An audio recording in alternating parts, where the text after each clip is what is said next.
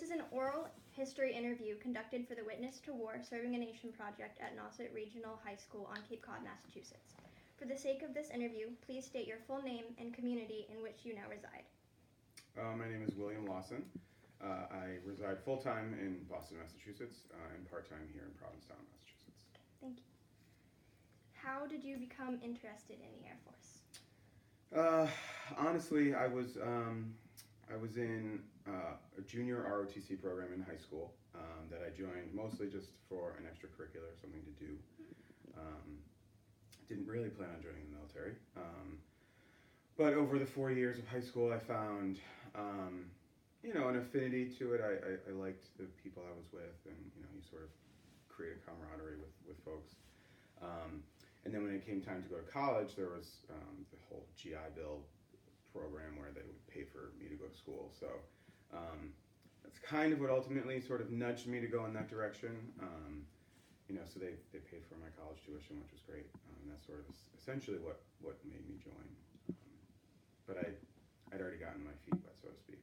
Right. So it wasn't too hard to nudge me in that direction. What did you study in college? Finance, actually. Cool. Why the Air Force specifically? So that was the program that my high school offered. It was only an Air Force program.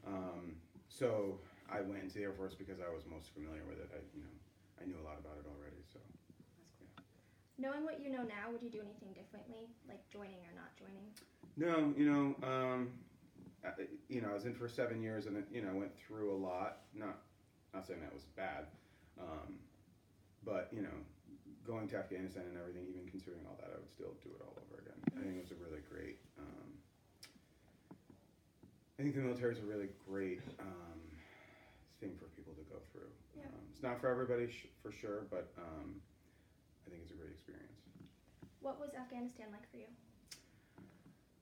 Honestly, it was kind of boring. It was a little bit, I don't know if you've seen the movie, but it was a little bit like Groundhog Day, where every day was sort of the same exact thing. So it might have been a little worse for me because I worked at night, so there was less activity at night.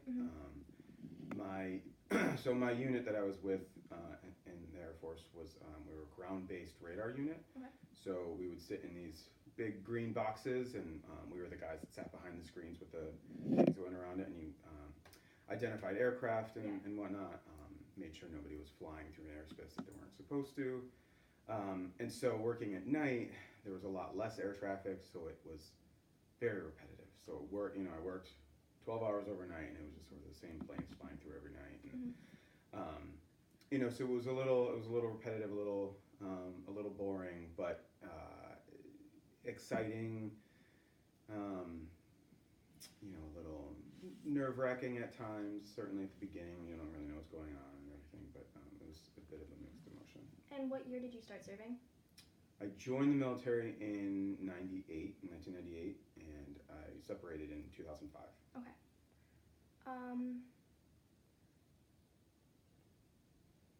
Did your childhood affect your decision to join the Air Force, or?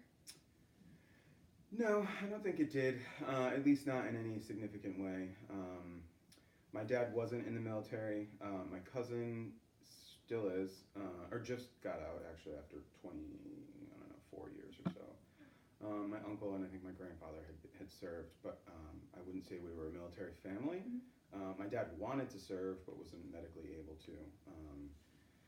But I don't think any of that really had an impact on me joining. It was just something I decided to do. How did your family feel about you joining the Air Force and then going overseas? So there was a big gap. So when I first joined, things were fairly peaceful. There wasn't, Operation Enduring Freedom or any of that hadn't started yet. So we all sort of thought that, I wouldn't see any actual deployments and, things like that. But so initially they were, not even just initially, the whole time they were very proud. My mother, of course, didn't like when I went to boot camp and, when I went to tech school and when I was away from home for all this, time and whatnot. She gets very nervous. So she wasn't thrilled about that stuff, but overall they were, incredibly proud.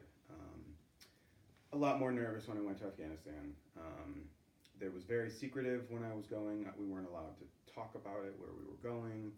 So to tell your mom that, hey, I'm going to be deployed for probably a year, maybe 2 years, to a location that I can't disclose to you was Yeah. a lot for her to swallow. Yeah. That was a lot for everybody to swallow, but my mom in particular. You know, Right. moms and sons. You know. But again, still very proud and but just worried for me. Yeah. Yeah. Were you able to communicate with your family while you were in Afghanistan? Yeah, after an initial period,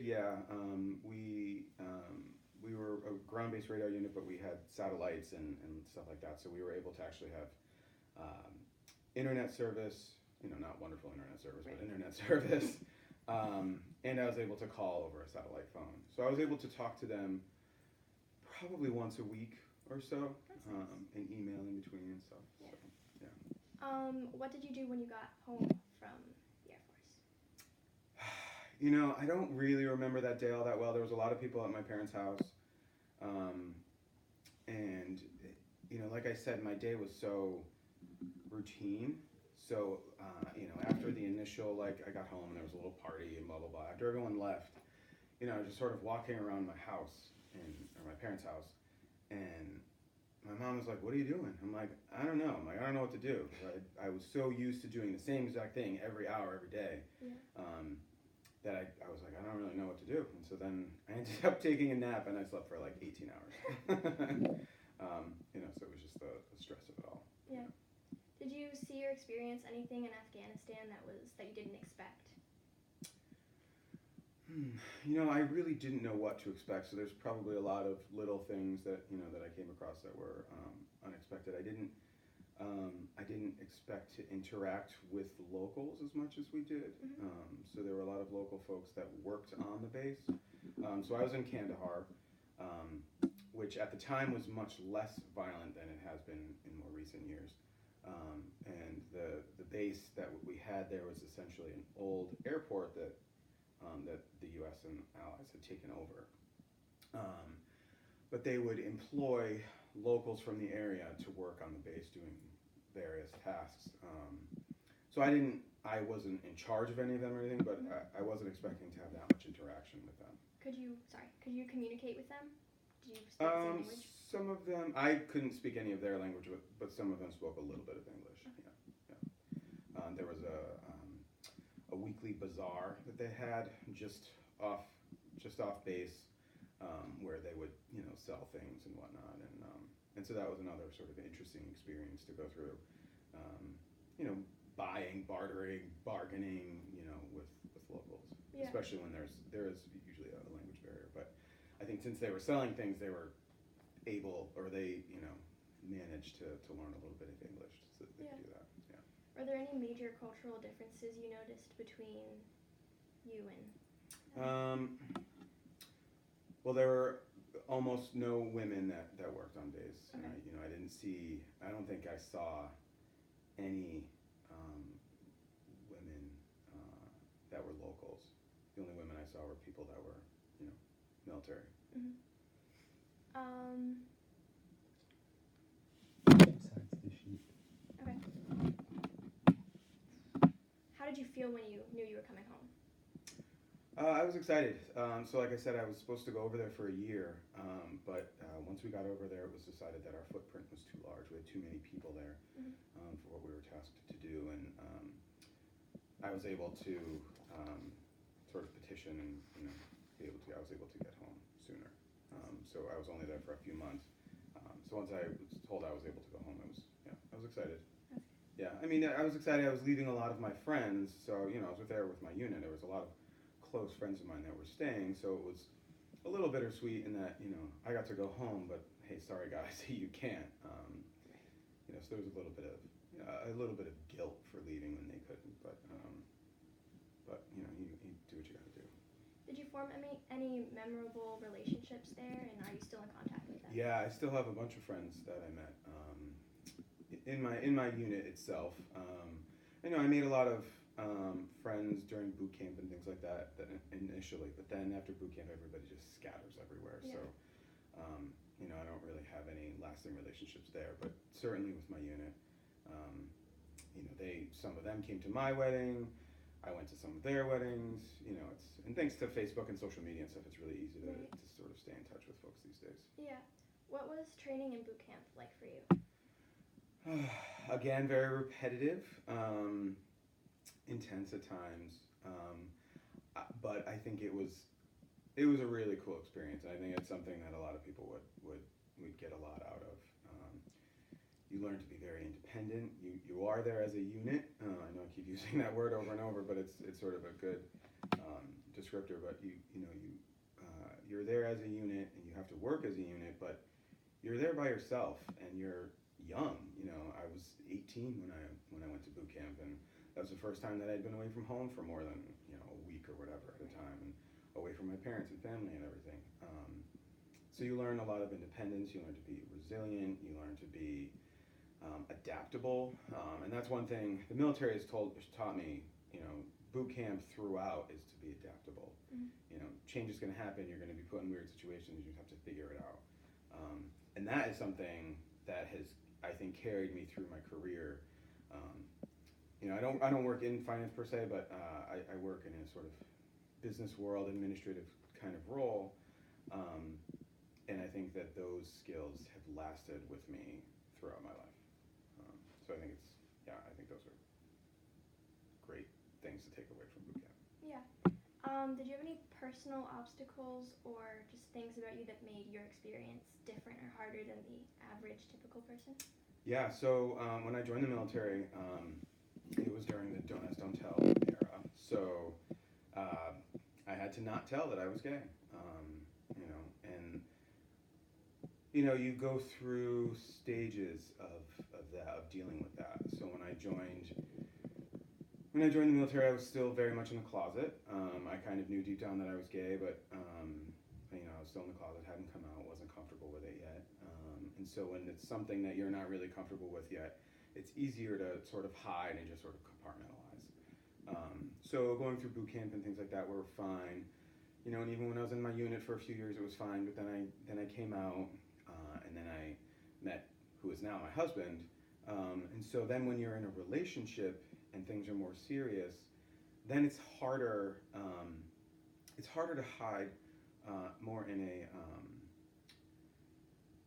not in a moral way, but you sort of have a dilemma inside whether about not talking about it. Right. You're with your friends and everybody's talking about what they did that weekend, and I took my wife here, or I took my girlfriend there, or and I can't turn around and say, oh yeah, I went here with my boyfriend or whatever. So it was that was sort of that's when it became challenging, and that's ultimately not ultimately, that was one of the main factors for me getting out of the military when I did. It was time for me to focus more on my career, because I knew that I wasn't going to be a career military person. But that was sort of and being gay and having a partner made it really challenging. Yeah. Was your family accepting of you being gay? Absolutely, yeah. It was not a problem. It was nerve-wracking for me when I came out to them, but they were nothing but supportive. That's great. Yeah. And they continue to be. Yeah. That's great. Yeah. How did you meet your now husband? We met at a bar, actually, just randomly at a bar that had a gay night. We just sort of struck up a conversation, and almost 15 years later, here we are. That's nice.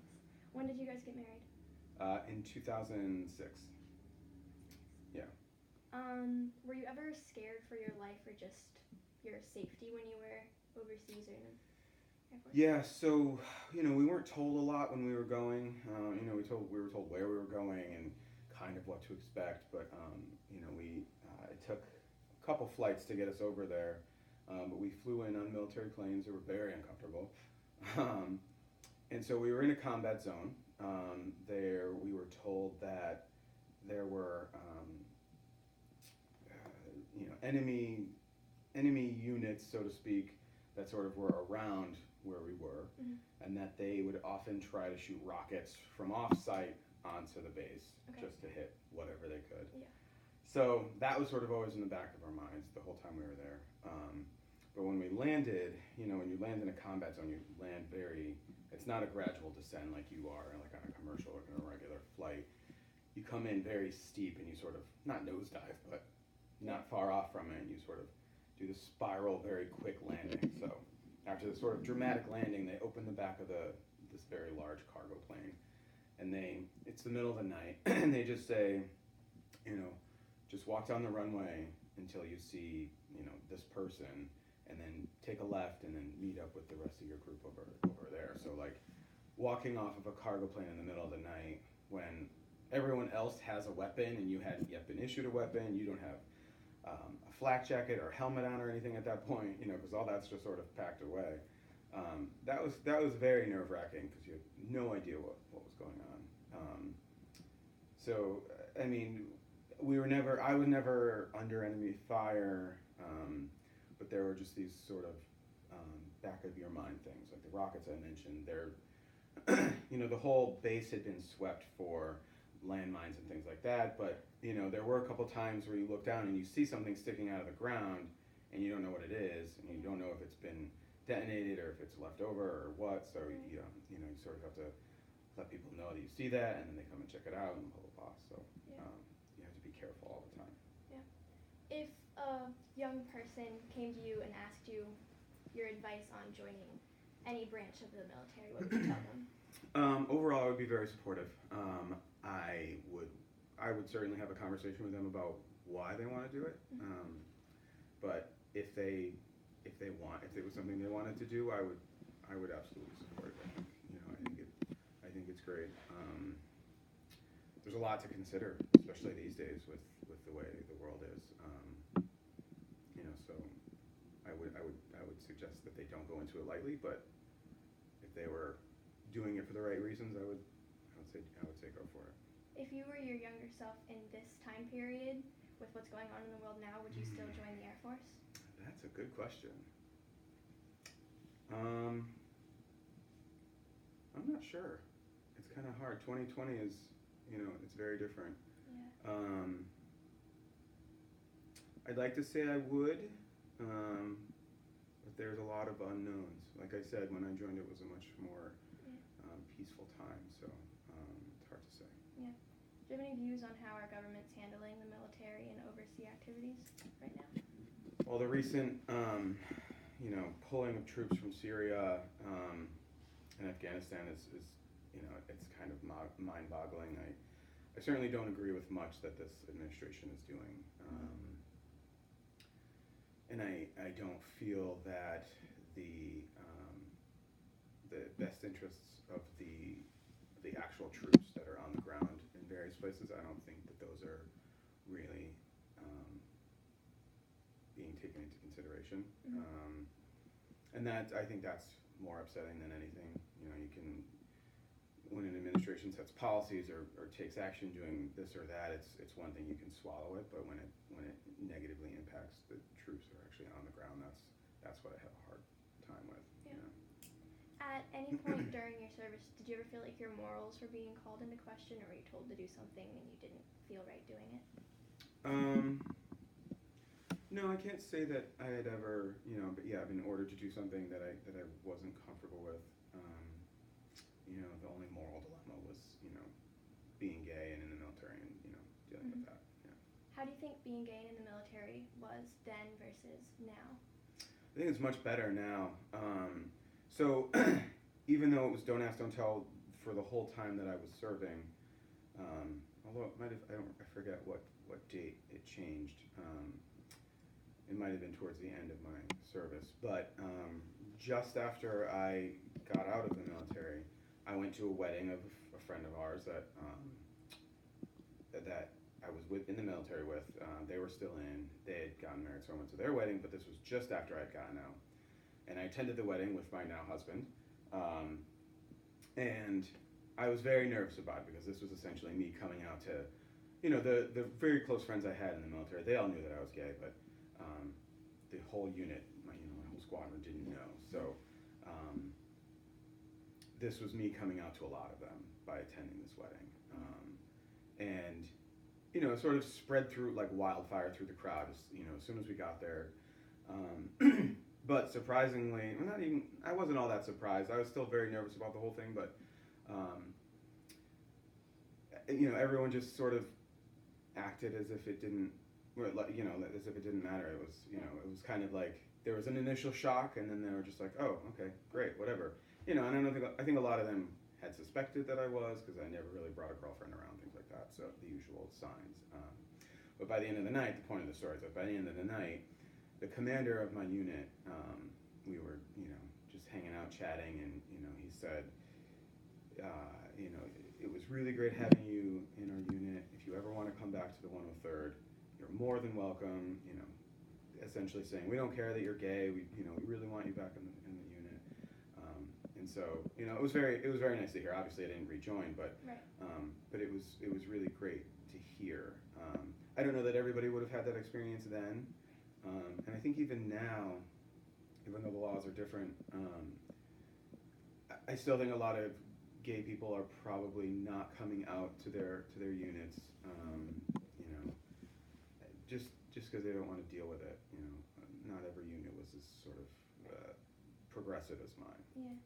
So I think things are a lot better now, and I think it's great that you can openly serve and that you can't be kicked out for it. And obviously that's great. Yeah.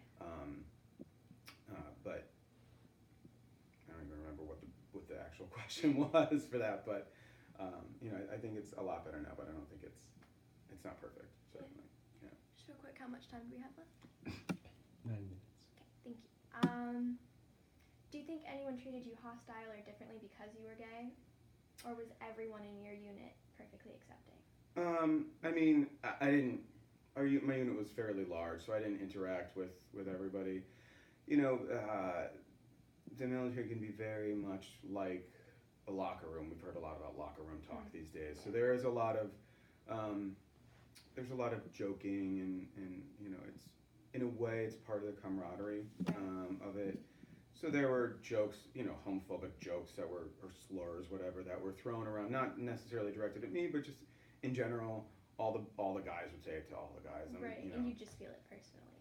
Yeah, I mean, but I knew these guys, as people, and I knew that they were just joking, and they weren't.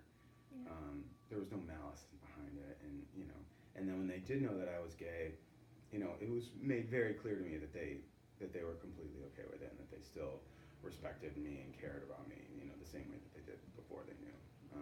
But there is a lot of, that kind of talk. Yeah. So, which is, I mean, hopefully that's gotten better. Yeah. And especially there's a lot more women now too, and I don't think that that's appropriate for that kind of talk is appropriate around women either. Yeah. It's just not respectable. Yeah. When you came back home and you were adjusted, when did you get yourself into another career, and what was that? So let's see. So after,